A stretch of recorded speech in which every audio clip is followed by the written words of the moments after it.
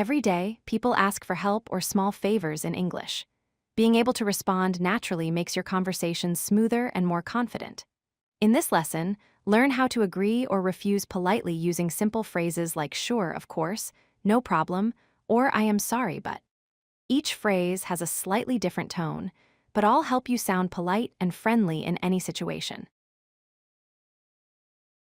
When someone asks for help, there are many ways to say yes politely. The word sure is friendly and casual, often used with friends or colleagues. Of course sounds warm and supportive, showing you are happy to help. No problem is relaxed and easygoing, meaning you do not mind helping. Absolutely is stronger and shows full agreement.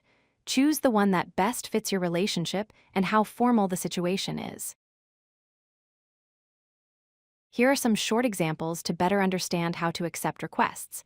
When someone says, "Can you help me move this box?" you can reply, "Sure, I can do that."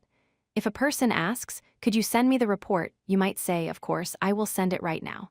When you hear, "Would you mind closing the window?" a polite answer is no problem at all. Each of these responses sounds friendly and shows willingness to help. Saying no can be difficult, but in English there are polite ways to refuse.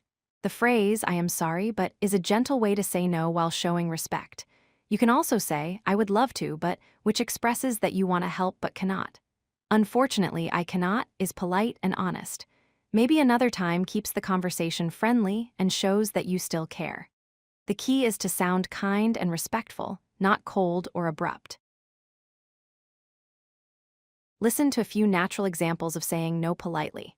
If someone asks, "Could you help me tomorrow morning?" you can reply, "I am sorry, but I have another meeting then." If you hear, "Can you work this weekend?" you might say, "I would love to, but I already have plans." And when asked, "Would you mind reviewing my report today?" a good answer is, "Unfortunately, I cannot today, maybe tomorrow." Each response keeps respect in the conversation and protects your time politely. The word sorry is a powerful tool for polite communication.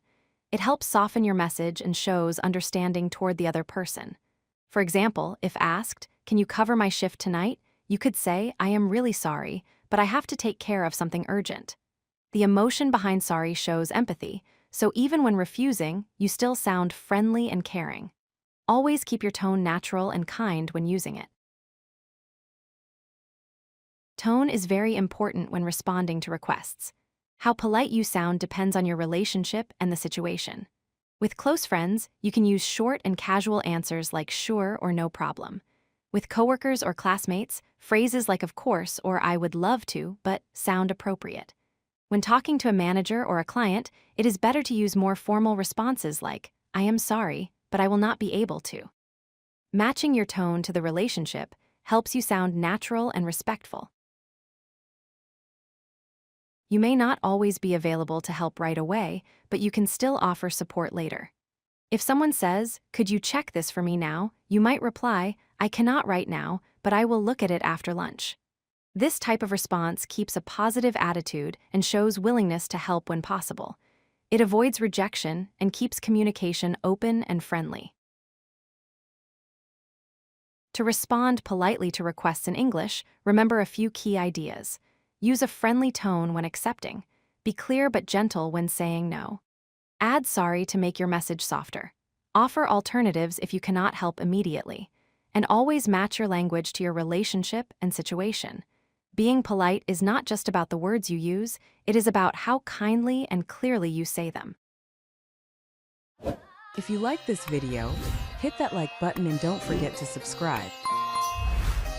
Visit codelucky.com for more such useful content.